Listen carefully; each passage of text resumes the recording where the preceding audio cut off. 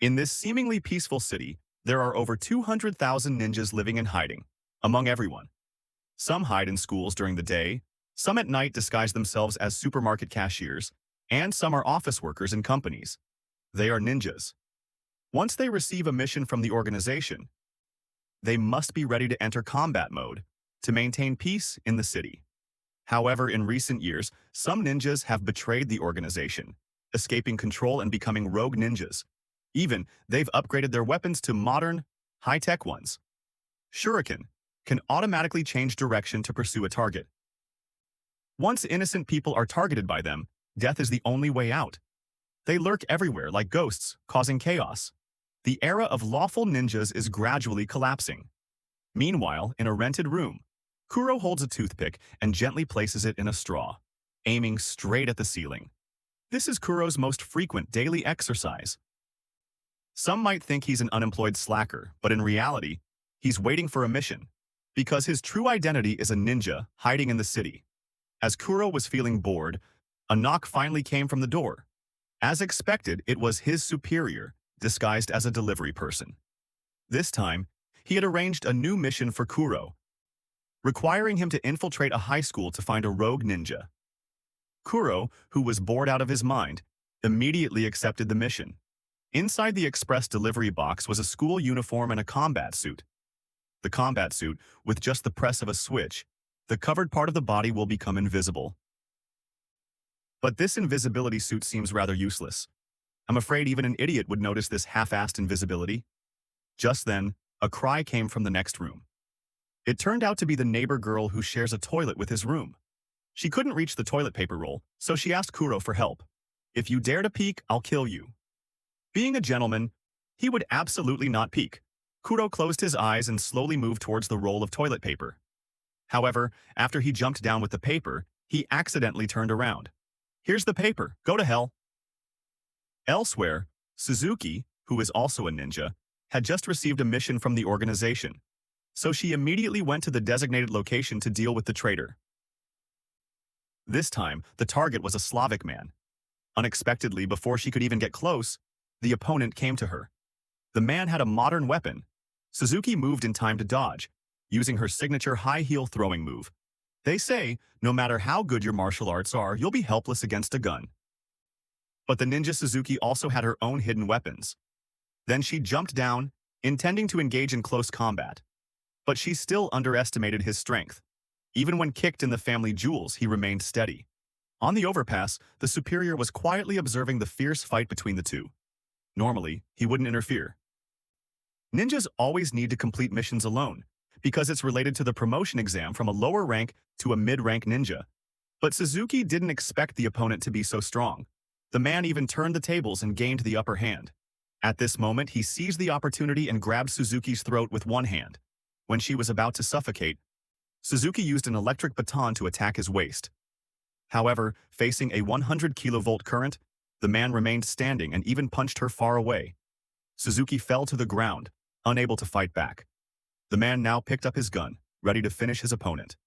Just then, a toothpick came flying, and the one who arrived was Kuro, who was just passing by. Quick as a flash, he snatched the gun from him, then flipped down and started to fight him in close combat. Although they are both lower-rank ninjas, Suzuki and Kuro have a clear difference in ability. The rogue ninja, after a few rounds, couldn't gain any advantage against Kuro. On the contrary, he was easily taken down by Kuro with a leg lock. After finishing him off, Kuro politely apologized to Suzuki. He knew that interfering was a violation of the rules, but he couldn't bear to see Suzuki die there, so he stepped in. Of course, the real reason was that Kuro's hands were itching from not having a fight in a long time.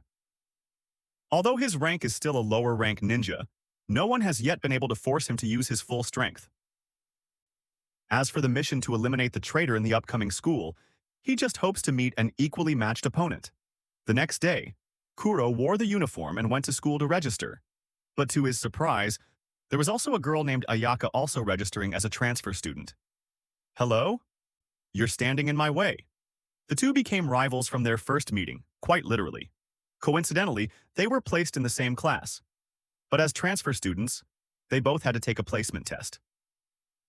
Although Kuro isn't good at academics, luckily the organization was prepared.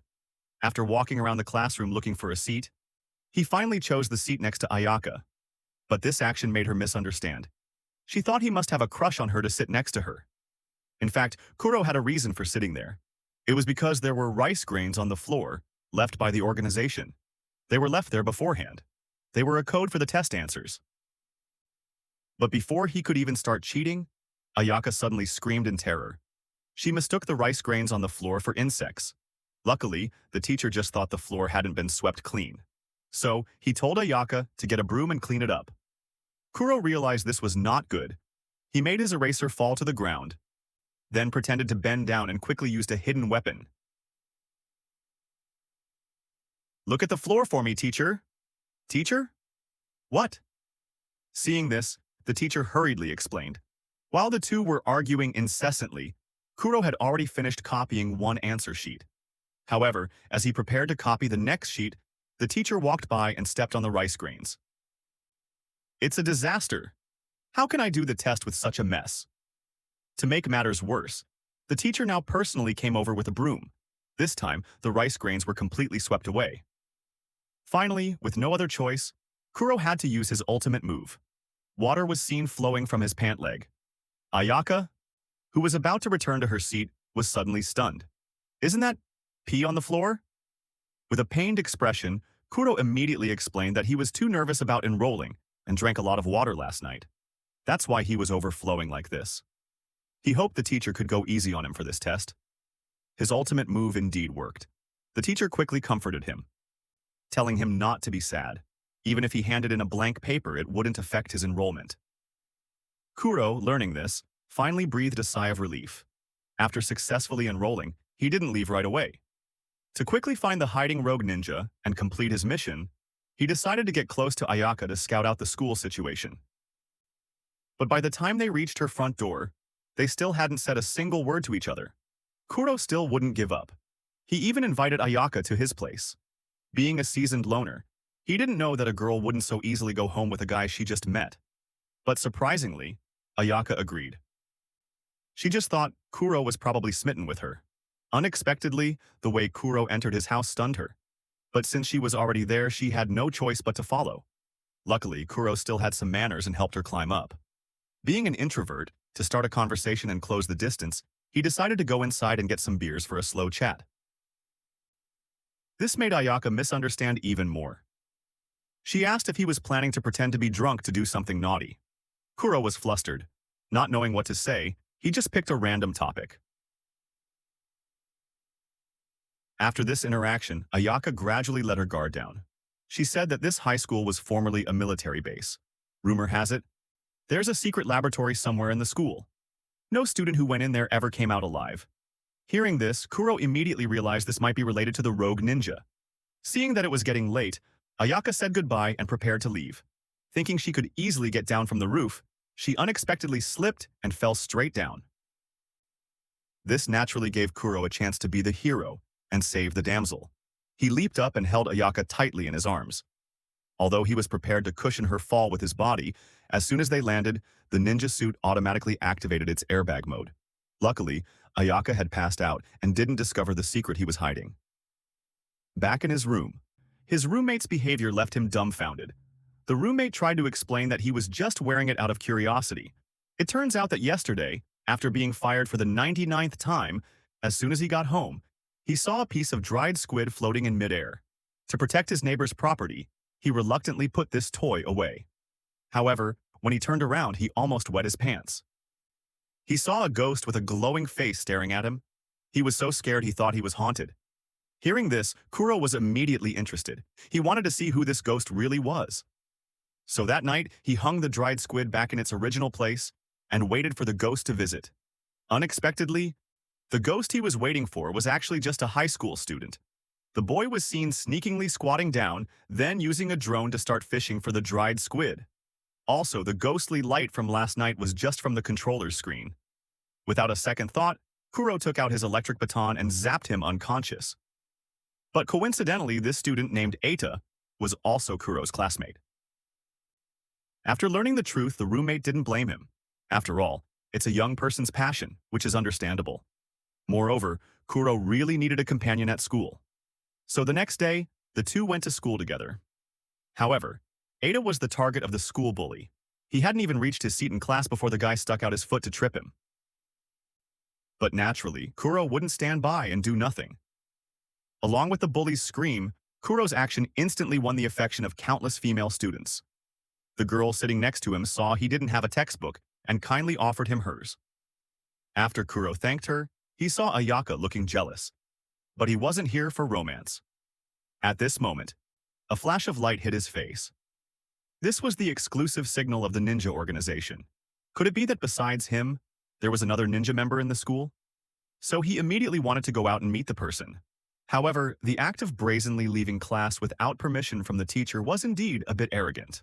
Kuro followed the light to the rooftop. And Shion, holding a teddy bear, was also a ninja. He explained that Kuro wasn't the only one hiding in the school. There were at least 20 ninjas hiding here. Kuro couldn't help but recall the fight the other night. At that time, Shion was also secretly watching from behind. Then, on the opposite rooftop, an uncle appeared. The two looked at each other. Kuro could feel the powerful aura in his gaze. Shion explained that the man was the school principal. Then the principal patted his thigh and held up 3 fingers, which then changed to 2 fingers, then 1. Finally, he pointed to his ear. Kuro was confused, but he still subconsciously touched his pocket. It turned out he happened to have 321 yen with him today. Clearly, the principal was also a ninja. He could use his hearing alone to determine the amount of money in Kuro's pocket. The principal was warning him not to cause trouble in the school. Kuro naturally wouldn't listen, because he came here not to study but to complete his mission. As he was about to go meet him, he happened to notice Ada was in trouble. The class beauty, with a look of anticipation, asked him for help carrying a cardboard box. Hearing this, he thought he was suddenly a ladies' man. Without a second thought, he went with the class beauty to carry the box behind the school. Unexpectedly, the 2 school bullies were already waiting there. It turned out they had used the class beauty to intentionally lure him here to get revenge for being tripped earlier. After blowing a kiss, the class beauty turned and ran. Seeing they were about to attack Ada, Kuro decisively climbed down the pipe to rescue him. But in the process, a female student took a picture of him. Realizing he should hide his identity, he put a cardboard box on his head and activated invisibility mode. He walked towards one bully. Seeing someone walk right up to him, he wanted to see who it was. The next second, he was knocked out. Then, Kuro didn't forget to attack his butt with his 6-inch body thrust. The remaining bully, furious, charged forward. Kuro, from behind, controlled Ada's actions. Facing the aggressive bully, Ada knocked him out with a single punch. At the same time, Kuro didn't forget to use his special move again. After dealing with the two, Kuro decided to go see the principal. The principal had anticipated this and was already waiting. As soon as they met, without wasting words, he drew the sword from his back and swung it. Luckily, with his skillful moves, Kuro dodged one attack after another. Then, using his toes, he clamped down on the principal's sword. And what surprised the principal even more was that, as a modern ninja, Kuro also possessed high-tech weapons. Summoning a satellite from outer space, it fired a laser that destroyed the principal's sword. After this great battle, Kuro had completely seized control of the power within the school. However, just as he was leaving, he ran into the class beauty lurking outside. Could it be that she was also hiding some secret? The next day, the extremely resentful bully was determined to get revenge. Unexpectedly, before he could even enter the school gates, his head was lopped off. Then, his headless body was seen walking by itself towards the school building. But this wasn't a supernatural phenomenon. It was a ninja. A rogue ninja, invisible, was carrying the corpse on his back. Right after, this headless student's body appeared in the classroom. Before anyone could react, the rogue ninja began a massacre in the classroom. In an instant, the entire classroom turned into a living hell. Classmates fell one after another. The remaining ones ran out in fear. Some students were frozen, not knowing what was happening. The unluckiest one was probably the student who was still eating in the bathroom. He had just opened the window for a bit of air when a shuriken flew right past his head. Immediately after, the invisible rogue ninja flew in. Initially, he intended to finish him with a single sword strike. But then, he decided to wait for him to finish his lunch before finally killing him. The school is also making an announcement over the loudspeakers, urging everyone to go to the shelter and wait for rescue. Meanwhile, Suzuki, having received her mission, has also arrived at the school. No one is sure what the rogue ninja's ultimate goal is. Right now, the only thing they can do is stop his massacre. Soon, Suzuki confronted the rogue ninja. But in fact, this wasn't the first time the two had met. To let her die with a clear understanding, the rogue ninja slowly removed his mask. It turns out that before betraying the village, the ninja, Saruta, had a secret crush on Suzuki. Even while wearing masks, ninjas can still recognize each other by voice. But when he gathered the courage to confess, he was cruelly rejected by Suzuki. This indirectly led to him betraying the ninja village. However, what was even more unexpected was that not only did Suzuki not like him, but she was into a bald, middle-aged man. Unable to contain his anger, Saruta first targeted a supermarket cashier. Because her identity was that of a ninja advisor who had trained countless excellent ninjas. But tonight would be the night she died. Saruta, wearing his high-tech invisibility suit, killed her directly with a single sword strike. Suzuki quickly learned of the bad news. As she was wondering who the killer could be, a murderous aura came from behind her. Although she was able to defend herself with her weapon, unfortunately, a girl was passing by at that moment. Saruta seized the opportunity, grabbing the girl's throat with one hand. According to the rules, ninjas are not allowed to harm innocent civilians. But he had betrayed them and was no longer bound by anything. Looking at the crush he had secretly loved for so long, Saruta ultimately decided to let her live a while longer. And now was the best time for revenge. He wanted to use the blood of Suzuki as a sacrifice for his lost youth. However, once he was out of his invisible state, he was immediately evenly matched with Suzuki. After several rounds of fighting, Suzuki pulled out her baton and attacked with a 100 kilovolt current. But unexpectedly, Saruta's gear had an insulation function. The electric shock had no effect on him at all. After her weapon was knocked away once again facing Saruta's attack, she was completely overwhelmed. But just as he was about to deliver the final blow to his crush, he finally softened. And as he was about to confess to Suzuki one more time, a figure crashed through the window. The person who arrived was the superior ninja who had been observing the battle all along. Clearly, this mission was beyond the capabilities of a lower-rank ninja. Reluctantly, the superior had to step in himself. And as a mid-rank ninja, his power was indeed not to be underestimated. After a few rounds, Saruta couldn't gain any advantage. Seeing he was no match for him, he immediately put on his invisibility cloak and ran outside. The superior ninja saw this and was determined to give chase. To be able to see his opponent, he immediately cut his palm and sprinkled the blood on his opponent. This time, his invisibility cloak was useless. But the superior still underestimated this high-tech invisibility cloak. It not only had an invisibility function but also a repulsion function. Immediately after, Saruta quickly wiped off the blood and fled. The superior ninja had to give up the chase. And the real purpose of Saruta was not simply killing, but to attract the attention of the ninjas to buy time for his comrades. He breathed a sigh of relief and left. Unexpectedly, before he even got downstairs, he ran into another ninja, Shion. Shion's combat ability was also very strong, because since childhood, he had an outstanding talent and lived in a ninja family. So even though he was still a lower-rank ninja, he already had the level of a mid-rank ninja. Just like that, the two once again began a fierce battle. Shion could not only rely on the movements on the ground to judge Saruta's position, but at the same time, his teddy bear toy also came into play. During their fight, it located the opponent's position. After locking on the target, the satellite weapon, in outer space, immediately activated its laser to attack the traitor. But Saruta seemed to have sensed the danger. So he ran straight to the rooftop. Shion quickly followed. Not knowing he had been tricked by his opponent, he saw him suddenly rush forward with a sword strike. Although Shion reacted in time to block the blow, his weapon broke, leaving him with no chance of winning. Saruta seized the opportunity, preparing to deliver a final blow to his opponent. However, he didn't notice what was behind him. At this moment, Saruta, who had fallen to the ground, suddenly laughed out loud. Because his goal had been achieved. He had successfully bought enough time for his comrades.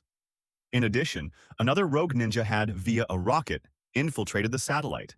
If they could successfully hack the ninja satellite, they could not only access all ninja information, but also use the satellite to massacre everywhere. Very quickly, this news reached the higher-ups of the ninjas. The elders needed to make a quick decision. Although using the satellite weapon could use high temperatures to eliminate the infiltrating rogue ninja, the price would be the entire school being flattened into a pile of rubble. At that time, all the teachers and students would also die here. Meanwhile, Kuro also found another rogue ninja underground. Who would have thought that the class beauty who looked so harmless was actually the big boss? Without saying much, Kuro directly threw a bomb. At such a close range, the opponent would surely die. But when the smoke cleared, she was still unharmed, clinging to the wall. Kuro then used a sneak attack to strike his opponent, but her ability was not to be underestimated. With no other choice, he had to pull out his modern weapon. Unexpectedly, she blocked the 100 kilovolt current with her bare hands. She stood up, and with a gentle pull, threw Kuro aside. Seeing this, Kuro immediately used his familiar hidden weapon. Seeing that it missed the target, he rushed forward for close combat. Unexpectedly, the opponent's health bar was so long, a series of combos didn't cause any significant damage. On the contrary, with a gentle pull, she knocked him down. Kuro used all his skills, but she easily neutralized them one by one. For her, this was just a warm-up.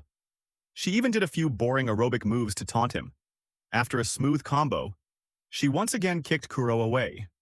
Seeing that he was no match for her, the beauty didn't want to play anymore and decided to finish him off. Immediately after, she drew her ultimate sword. As Kuro was getting his butt kicked and had to constantly flee, luckily, Ayaka arrived in time with reinforcements. She brought him a magic ring. This was a secret weapon that the principal had told her to bring. When the beauty saw this, she was immediately interested. She wanted to see how powerful this secret weapon could be. However, at a time like this, Kuro, stop showing off. Just turn around and put it on. Finally, Kuro put on the ring. But looking closely, why does this ring look like a Kamen Rider transformation device? However, seeing that Kuro had been holding this transformation pose for a long time and nothing was happening, the atmosphere gradually became awkward. At this moment, something flew towards Kuro from a distance. It was a sword delivered by a drone. Drone. Although its appearance wasn't as flashy as the beauty's, it's better than nothing. Just like that, the two began their final battle. But unexpectedly, as soon as he attacked, he was slain by the beauty. Luckily, this was just Kuro's premonition ability. Clearly, if he attacked recklessly, death was his only option. Kuro suddenly had a new idea, so he turned on his invisibility mode. However, this type of invisibility is really too useless. The beauty wasn't blind. How could she not see him? In less than 3 seconds, Kuro was slashed and fell. Luckily, this was also his premonition. Kuro had run countless simulations in his head. The results showed that no matter how he attacked, it was hard to escape death. So, he decided to take his opponent down with him. Before logging out, the beauty also revealed their true purpose. It was to reveal the information of the 200,000 modern ninjas. When the public finds out, everyone will surely panic. At that time, the 200,000 ninjas will have no place to hide.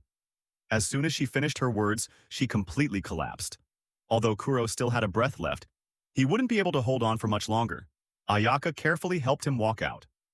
On the other side, the ninja higher-ups had finally made their final decision. To protect the ninjas' secret information, they could only sacrifice the entire school. Feeling the constant shaking around them, Kuro slowly took off his combat suit and put it on Ayaka. He knew it was hard for him to escape death, so he left the last chance of survival for Ayaka. At the same time, the satellite, fully charged, unleashed a high-intensity laser beam. In an instant, the entire school collapsed. Ayaka survived thanks to the combat suit, but Kuro was forever buried under the rubble. The government awkwardly explained that the event was caused by a gas explosion. Ayaka's survival was hailed as a miracle. But only she knew that there were many hidden ninjas silently protecting them. Very quickly, 6 months passed. That night, when Ayaka came home, she suddenly saw a familiar figure. This is the entire plot of the movie, Under Ninja. This episode's question: between Japan's two warrior symbols, samurai and ninja, which side do you prefer? If you choose samurai, comment number 1. If you choose ninja, comment number 2. Thank you for your attention and for watching.